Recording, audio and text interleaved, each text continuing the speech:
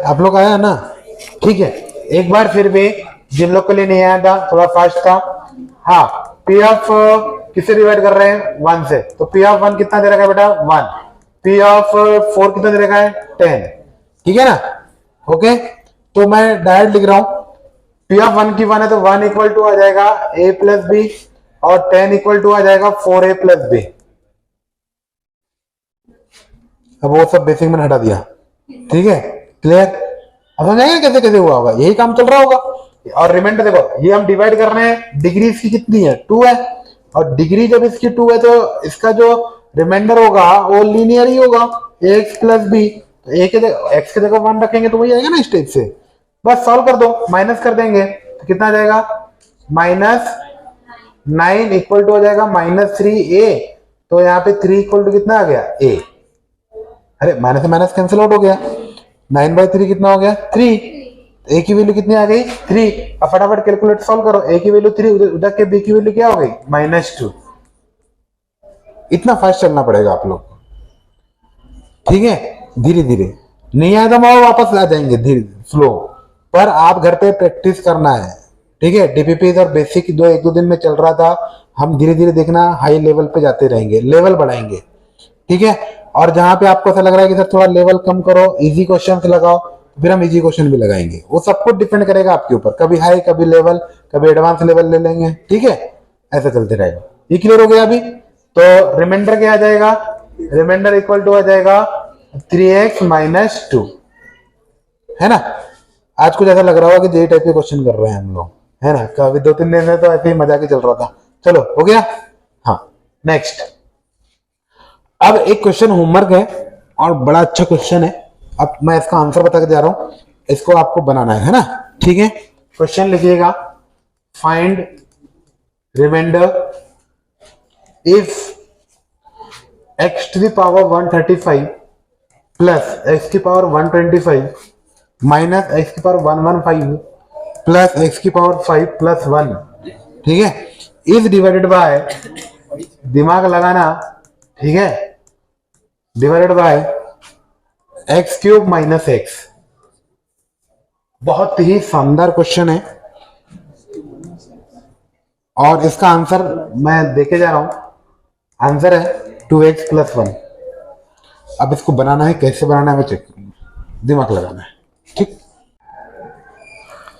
हाँ ठीक है। If a and b are quantities of same type, मान लीजिए कोई दो क्वांटिटी अपने पास सेम टाइप की क्वांटिटी है, ठीक है, रेशियो में सेम टाइप की क्वांटिटी ही चलेगी, जैसे कि सेंटीमीटर टू सेंटीमीटर। ठीक है, मीटर टू सेंटीमीटर रेशियो नहीं निकाला जा सकता। काम की बात नंबर 2, अगर हमारे पास रेशियो दे रखा है A/B, रेशियो क्या दे रखा है बेटा? A/B, देन लिखना A²/B²। इसको बोलते हैं डुप्लीकेट रेशियो। देखो ये वर्ड आते हैं तो आपको मालूम होना चाहिए। अगर कभी मान लीजिए कोई रेशियो आ गया, फाइंड डुप्लीकेट रेशियो बोल दिया, या ऑप्शन में आ गया कि इन डुप्लीकेट रेशियो करके, तो अपने को मालूम होना चाहिए डुप्लीकेट रेशियो क्या होता है। तो डुप्लीकेट रेशियो होता है A²/B²। ठीक है भाई, तो अब सिंपल सी बात है, नॉर्मल रेशियो तो A/B हो गया, A²/B² क्या हो गया? डुप्लीकेट। अगर A³/B³ आ जाएगा तो इसको क्या बोलेंगे? क्या बोलेंगे? ट्रिप्लीकेट। बिल्कुल, बहुत शानदार, ट्रिप्लीकेट, ट्रिप्लीकेट रेशियो। ठीक है ना? बस इससे ज्यादा नहीं है, ट्रिप्लीकेट, डुप्लीकेट, ट्रिप्लीकेट।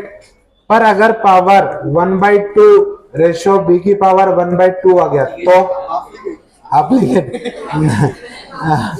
नहीं, हाफलीकेट नहीं बोलते। हाँ, डुप्लीकेट का 1/, है इसलिए सब डुप्लीकेट, सब डुप्लीकेट। ठीक है, सब डुप्लीकेट, सबके सब डुप्लीकेट है ना? ठीक, और A की पावर 1/3 रेशियो B की पावर 1/3, ये क्या बोला जाएगा?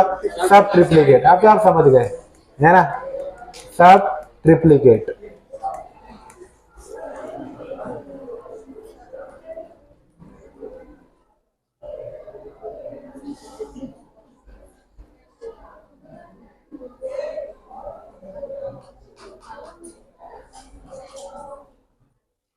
ठीक है, समझ में आ गया? आगे चले। हाँ तो ये तो क्लियर है ना, ये तो मालूम होना चाहिए, इसको ऐसा बोलते हैं, इसको वैसा बोलते हैं। ठीक, नेक्स्ट तीसरा पॉइंट है, दूसरा तीसरा पॉइंट आएगा ना। हाँ, ratios can be compounded, ratio can be compounded. अब कंपाउंडेड का मतलब समझना। Okay, ratio can be compounded का मतलब क्या होता है? कंपाउंडेड का मतलब होता है कंपाउंड, जैसे कि आप लोग इंग्लिश मीडियम वाले समझते होंगे कंपाउंड क्या होता है। अरे केमिस्ट्री में सब्सटेंस मिक्सर, सब अलग अलग है ना, सब्सटेंस का मिक्सचर ही होता है कंपाउंड, है ना, कंपाउंड है कि नहीं? जो भी है तो मिक्सिंग करना हो गया। तो अगर रेशियो को भी मिक्स करा किया जा सकता है, कंपाउंडेड का मतलब क्या हो गया? रेशियो को भी मिक्स करना। जैसे कि मान लीजिए दिया है if x ratio y a ratio b and, ठीक है, तीसरा रेशियो ले लेते हैं, क्या ले लेते हैं? m रेशियो n बोल सकते हैं। ठीक है, तो देन हम इसको कंपाउंड कर सकते हैं, मतलब x बाय वाई इंटू में a अपॉन b इंटू में m बाय n, हम ऐसा इसको कंपाउंड कर सकते हैं। ठीक है, यानी तीन चार रेशियो मिला सकते हैं। हाँ, ये मल्टीप्लाई करते हैं, x अपॉन वाई इंटू ए अपॉन बी, खत्म हो गया।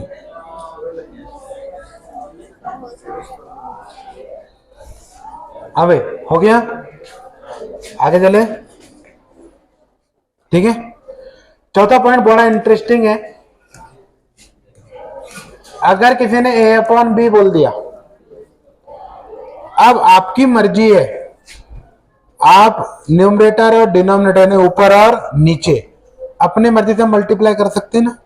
यानी कहने का मतलब ये है कि मेरी मर्जी, अगर कभी जरूरत पड़ी 27a तो मैं नीचे भी 27b कर सकता हूं, कर सकता हूं नहीं कर सकता हूं? इज ऑल्सो इक्वल टू, मेरी मर्जी है 19b अपॉन में 19a अपॉन में 19b लिखने की, सब इक्वल है।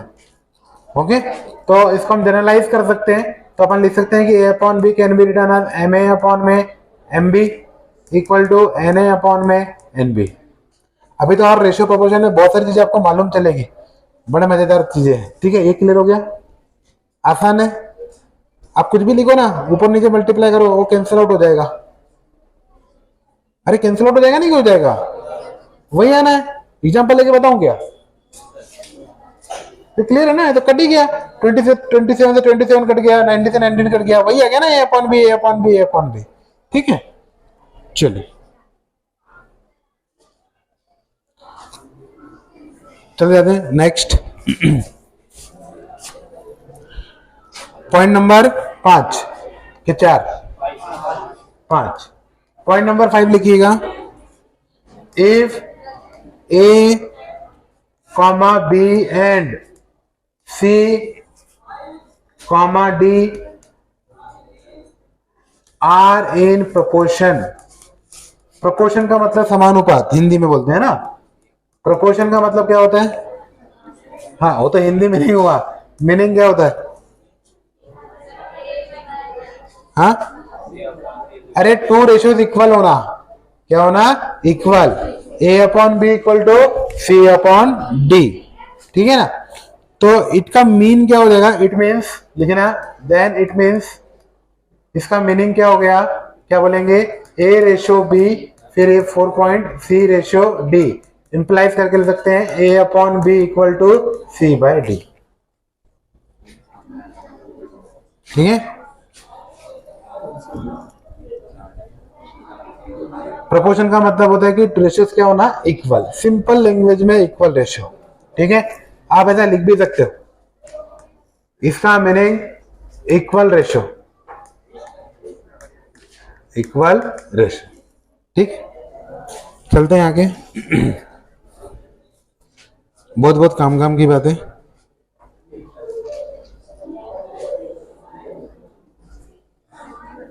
ठीक है, नेक्स्ट पॉइंट लिखिएगा 6